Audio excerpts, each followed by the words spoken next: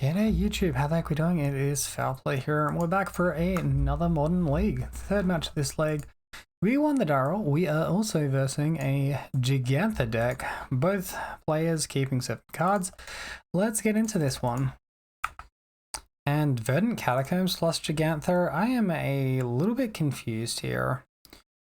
I guess we just start the clock and put pressure on our opponent that way.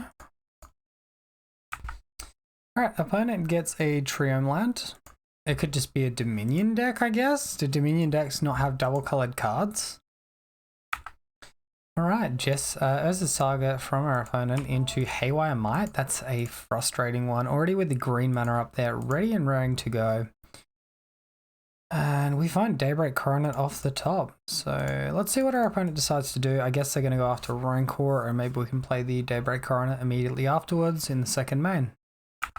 I don't think many domain decks run Urza's Saga, so I guess this is just a Jund brew? Oh, it could just be that Jund deck. So exiling the aqueous form, wow, really? Okay. Now, our opponent can't have Liliana of the Veil. I guess we play around Liliana's Triumph though. This is going to be really bad into Thoughtseize, but I think we go ahead and do something like this. Alright, and with that red mana, it guarantees the Jund Saga deck. We embarrassingly lose our Daybreak Coronet. I feel like playing conservatively and safely there is a reasonable line. However, we're getting fairly punished by our deck. Our opponent's going to get Urza's Saga, which probably means another Haywire Might coming our way. And we already know they returned one with Colican's Command from the graveyard to hand anyway, so we're getting pretty taxed at the minute. Rather upsetting still. The life total is on 8 and just a couple of good life top decks away from getting there. Shadow Spear? Oh, yikes. That can't mean good things for us. So Renin 6 and then just active on Shadow Spear, ping Renin 6, get this guy. It's pretty frustrating. Although if they do that, they can't activate the Haywire Might and exile the enchantment. So it looks like they just ticked up, and let's throw everything at Renin 6.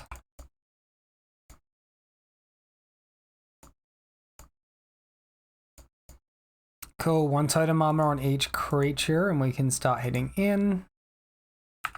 I think it's worth doing this just because of the recursion with like Shadow Spear Ren.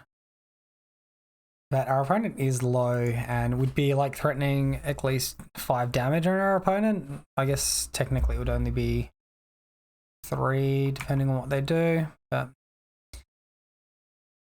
in any case, I'm sure they're going to go after this Rancor. Renin 6 is going to die if they don't. Yeah, they go after Rancor. Back up to 9 life. I really wish that card didn't exile the enchantment. It's pretty freaking OP, that exile effect. Alright, so first part of removal coming up. Fatal Push on the Dryad Arbor. Urza's Saga is now played. And opponent returns Verdant Catacombs with Renin 6 into Gigantha into hand. Alright. Well, we're in a pretty poor spot. Let's see if we can top deck out of this. Hey, that's a pretty good start. So we'll go in on our Bogle Boy. And Bogle can hit face. Clay Cover Scout can hit Renin 6. We'll get that card draw. Hopefully it's something relevant. And a Slippery Bogle. Not the best thing, but we'll play it down because we might be able to attack our opponent wide. And our opponent plays out a Swamp there as well. So that's pretty interesting. It sort of reads instant speed interaction for us. So we'll just attack with everything. I mean, they've got a chump blocker in the Urza's Saga token. They've got an activation on the Shadow Spear plus maybe a removal effect. They try removing our Slippery Bogle. We get the Totem Armor trigger off Hyena Umbra, which should be pretty good. Assassin's Trophy on Curious Obsession. Well, that's a bit annoying. And they're making a Construct, which is a 2/2.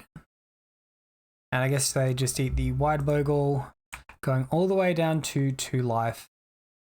Alright, well this is a pretty close one at the moment. See if we can recover from here and deal the last couple of points. Okay, so our opponent active on the Urza Saga, making a second construct token here. And it looks like they get the Mishra's Bubble off of that Urza Saga. Not super upset about that. Shadow Spear equipped, and the attacks are going to start. Damn, that's a lot of life gain. Well, Daybreak Coronet off the top would be pretty handy right about now. We'll see what we find. All right, anything of relevance? Oh my god, deck. What the hell is this rubbish? This is absolutely pathetic. Nothing in the graveyard we can bring back either, so we're just stuck here taking a bunch more damage, unfortunately. Opponent plays Renin 6. I guess that's going to start pinging face. No, Urza Saga back from the grave. What am I thinking? They got Urza Saga in their deck. That's, yeah, they're not going to start pinging face at all. Attacking with this one. All right, no blocks from us.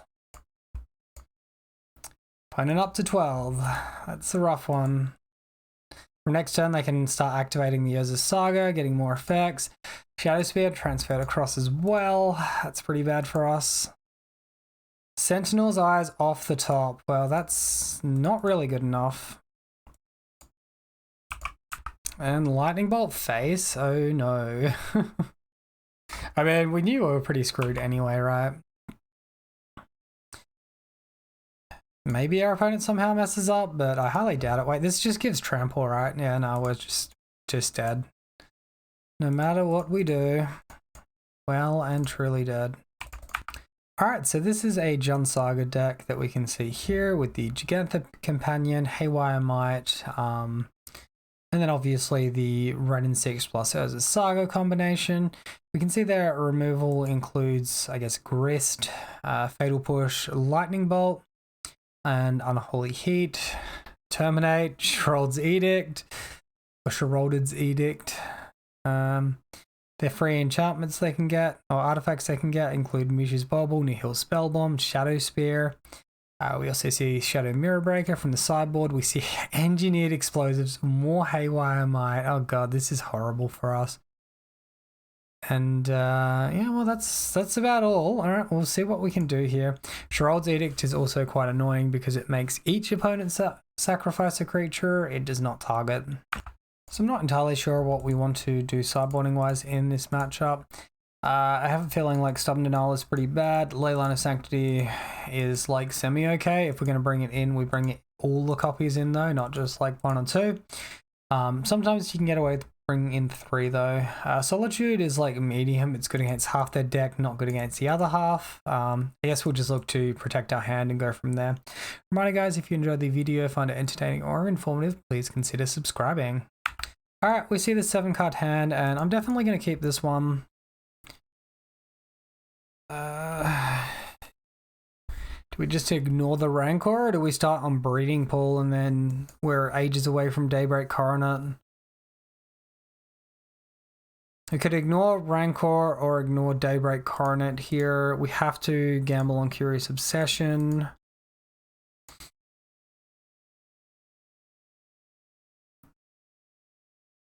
Alright, let's just get Hallowed Fountain, I think.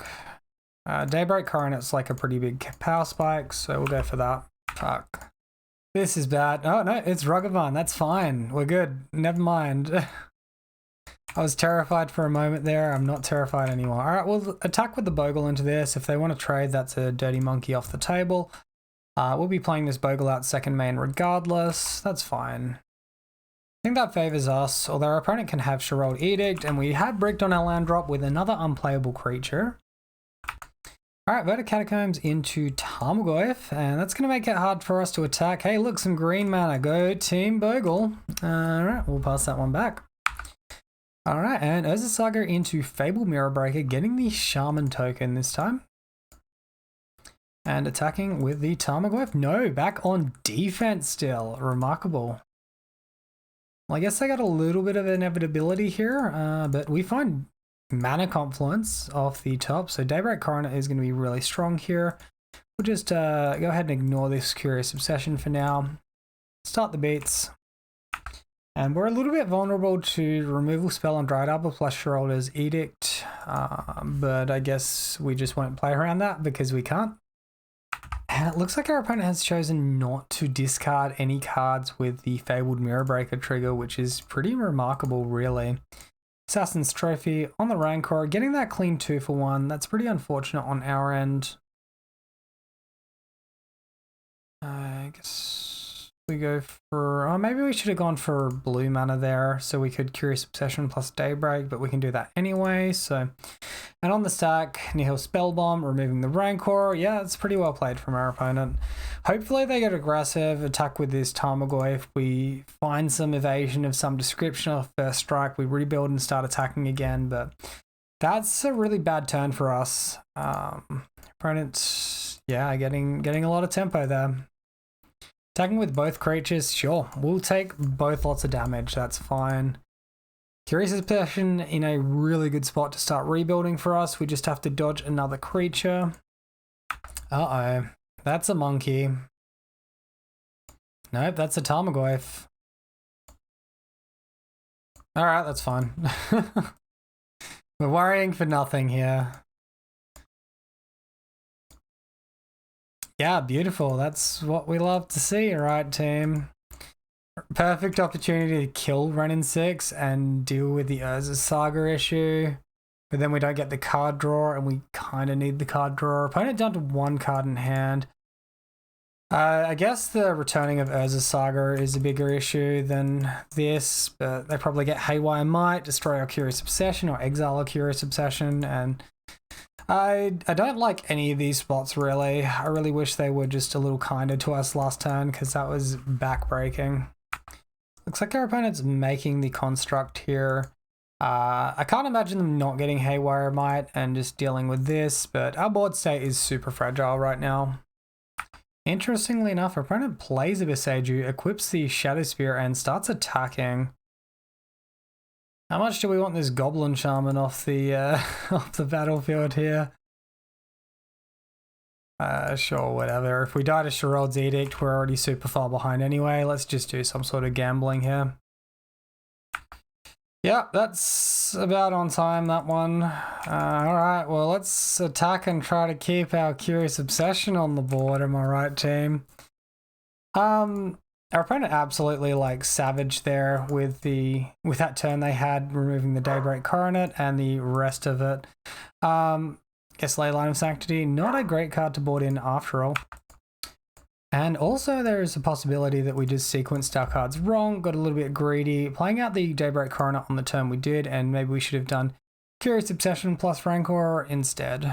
Anyway guys, I do hope you enjoyed the video regardless of the smacking in the wrong direction. Till next time, have a wonderful day, and I'll see you then.